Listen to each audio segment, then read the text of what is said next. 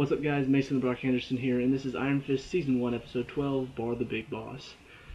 So this is the episode where we ultimately, I guess, get the big climactic battle that we've been building up to. Find it kind of weird that it's in the episode before the final episode, but I guess the final episode is going to be more Herald-focused, but anyway. This is the one where they take on Bakudo and, try to stop him, try to stop his plans. Bakudo's trying to do his own little stopping of their original plan, and it's very complicated how it all works out, but I do want to address, first of all, I think a big problem with this episode in general, and that is Davos' relationship with Danny. It's something that is a big problem, in my opinion, and maybe this is where a lot of the frustration has come with the show, because like I said in my last review, a lot of people have really been hating on the show and really just bashing it everywhere I read about the Iron Fist. It's like, oh, this is a terrible show.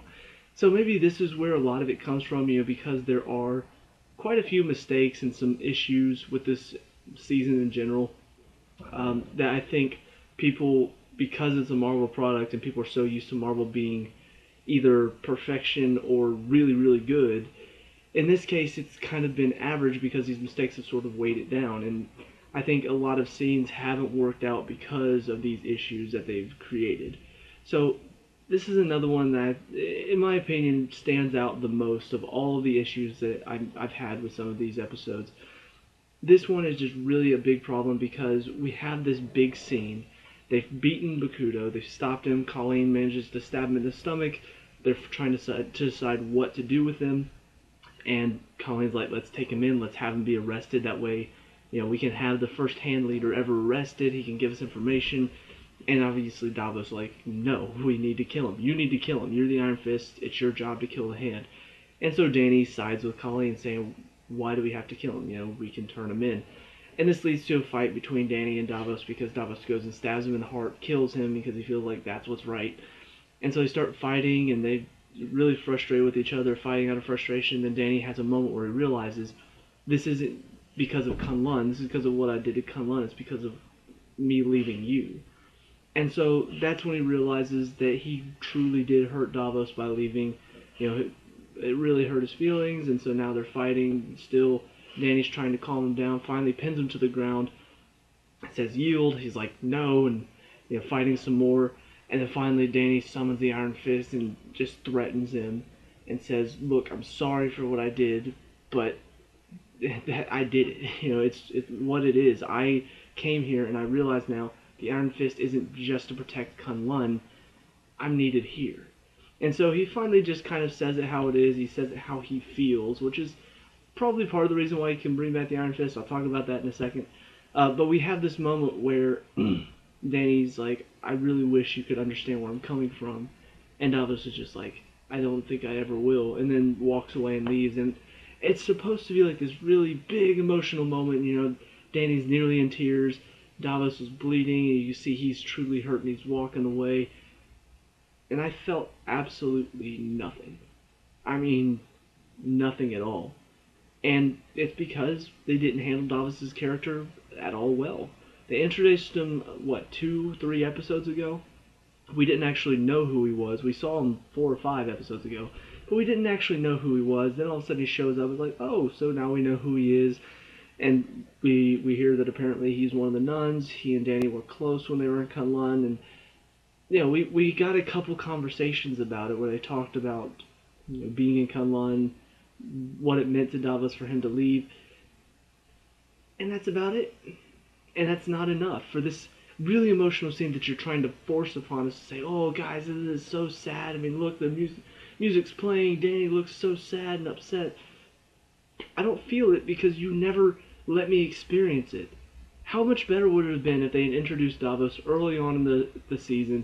We gotten to know him. He didn't actually participate that much. Maybe he just showed up to talk to Danny about the Hand and then disappeared for a few episodes, and we got to see maybe some flashbacks of them as kids, or even just one episode where we see a flashback of Kunlun and everything that happened there. He was there for 15 years, right? Show us some of that. Show us him growing up. Show us him and Davos growing up together, so we can understand why they have this relationship that they do. It's almost like they're brothers, and he truly felt upset by the fact that Danny beat him out to the Iron Fist position and then left right on top of that. I mean, yeah, I get it, I understand it, but I didn't get to experience it, so I'm not in it right now. I'm not with you. And that's one of the biggest mistakes you can make as a show or a movie is to disconnect your audience. You know, when your audience feels like they're just watching a show or watching a movie, whatever it is, if they just feel like they're just kind of outside looking in, that's a mistake. You want your audience to connect. You want your audience to feel like they're right there alongside the characters, you know, experiencing everything with them, and I didn't feel that at all here.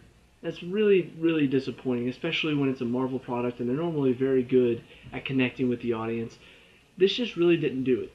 And so, yeah, it's a big mistake. It's a big part of the episode, too, because this is after the battle with Bakuto, so, yeah, it's kind of a big deal. It should be. But then it's not, because I didn't feel the emotion there. It didn't do well enough to connect that emotion to me.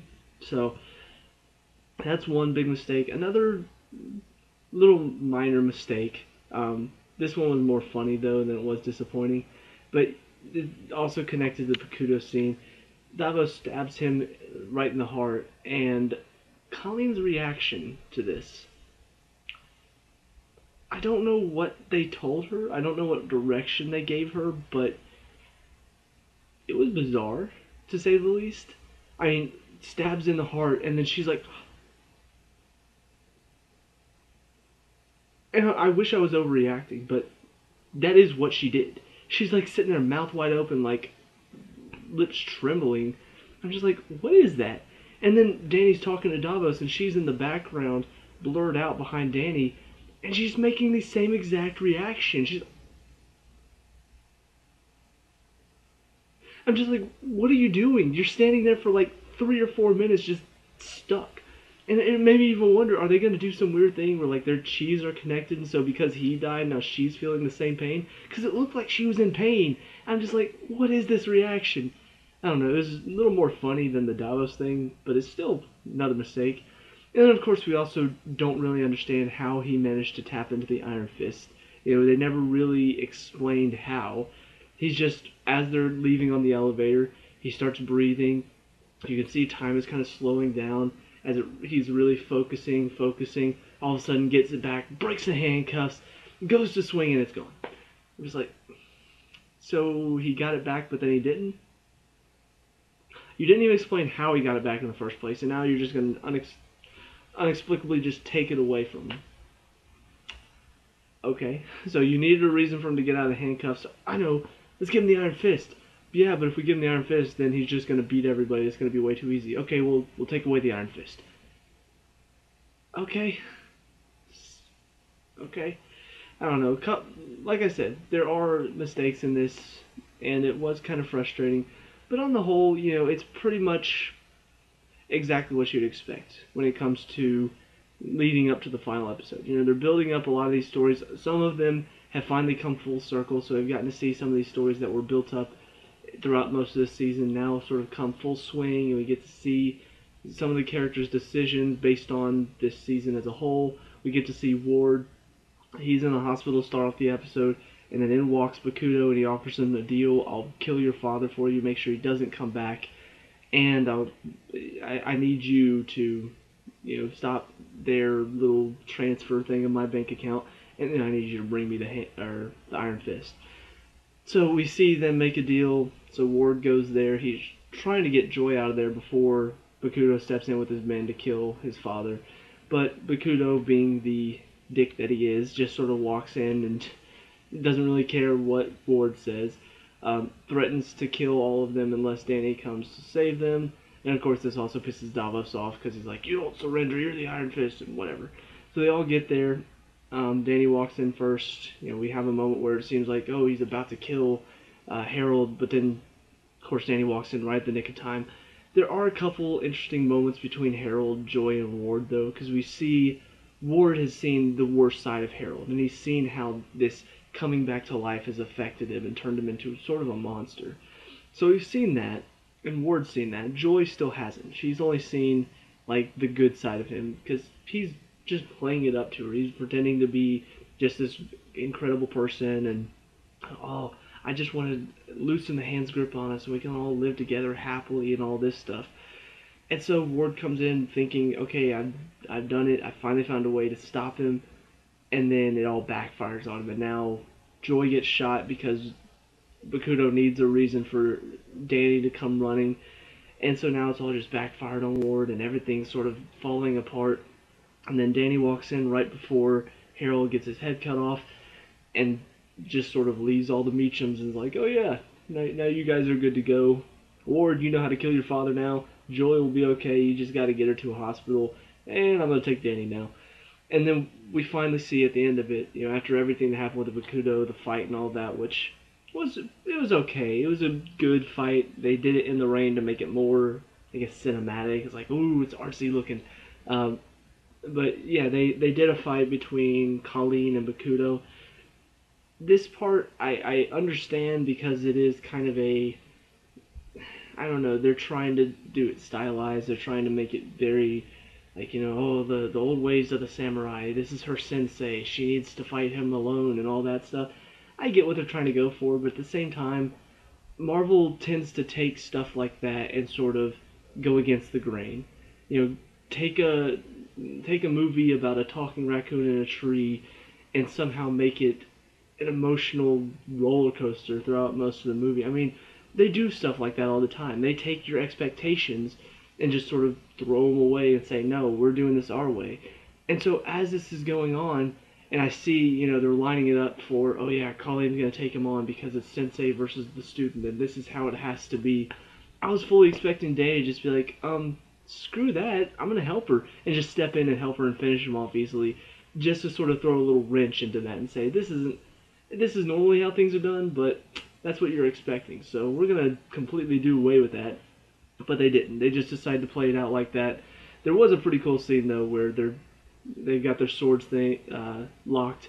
He's like, you're only as strong as your weapon, and then breaks her sword, like, has it out there, smacks it up so it, like, breaks in half, and as the piece is falling, she sees it all the way and kicks it into his leg. There are some problems with this. Why doesn't he just stab her instead of using his sword to break her sword? Why, as she's watching this piece fall down, why doesn't he make a move or something? Why does he just stand there and let her kick the thing into his leg? But, it looked pretty cool. And then, of course, they finish it off with probably the easiest way to finish it off. He swings high, she ducks low, turns, and stabs him in the stomach. Okay, that was very short-lived. Because, honestly, it came right after that scene where Davos held Danny back and said, no, this is her sensei. It has to be her battle. And then swing, stab, and it's over. I'm like, okay, okay, that was short. So yeah, there were problems with that, but it looked good, I guess is the best thing to say about it. So after all the things that happened with Davos, they're heading out. We see Harold carrying Joy into the hospital. He and Ward go to sign in. He's talking to Ward about, this is exactly, what I wanted you to do, pretty much trying to have me killed. I remember when I tried to do it to my father. I'm like, you guys are so dysfunctional. And this has probably been, I guess, the best part of this show this season. It's just everything to do with the Beechams. I know it sounds weird, but honestly, all of the stuff with, like, the hand and the Iron Fist, a lot of it, especially near this last couple episodes, a lot of it has just kind of gotten overdone, overused, way too just out there and not really fitting with the tone with the first 4 or 5 episodes. So it just didn't feel like it mixed with everything else. But the Meacham stuff has just been so interesting and so bizarre and so just delightfully cruel. It's been kind of fun to watch just the back and forth, seeing Ward start off as this creep and then find out about his dad and find out that he's a creep, and then Ward turning truly evil, killing his dad, and his dad coming back and now driving Ward insane, and then Joy getting dragged into all of this. I don't know, that part of it has been really fun to watch, and it may sound really, like, dark of me to say, but it's been a lot of fun. So seeing that little conversation was fun, and then Danny calls right at that moment, and Harold talks to him and is like, oh, good, Danny, I'm glad to hear your voice. And this is another part that I'm just like, okay, really, Danny? Like, listen to how he's talking. Oh, I guess we're gonna stay at the dojo. Excellent. Hello? Excellent. Good, yes. Good, young Skywalker. I mean, he almost said it exactly like the Emperor from, what is it? Return of the Jedi. Exactly like an excellent. I'm like, how can you not listen to his voice right now and think, Colleen, maybe we shouldn't go back to your JoJo. There was something very off with the way Harold just said excellent whenever I told him exactly where we were going. But whatever, they go back, they have this really cheesy romantic moment where, they go in, wake up the next morning, he's doing his stuff, and she joins in on it, and it almost looks like that's how it's all gonna end, it's just like pan out, like, da, da, da, like this hip hop music playing, it's like, oh yeah, happy day, yeah, they're just working out, and then all of a sudden, Danny gets a text message from Ward, saying, get out, you were set up, saying Harold set you up, and all of a sudden, these guys get out of these vans. It's like, wait, what? He's working with Gal still? And then they break in, and it's the DEA. So likely he somehow got drugs into Colleen's place. I don't know how he did it, but whatever the case, they fight them off and then start running down the street. So obviously that won't sit well with them. But that's pretty much exactly how it ends.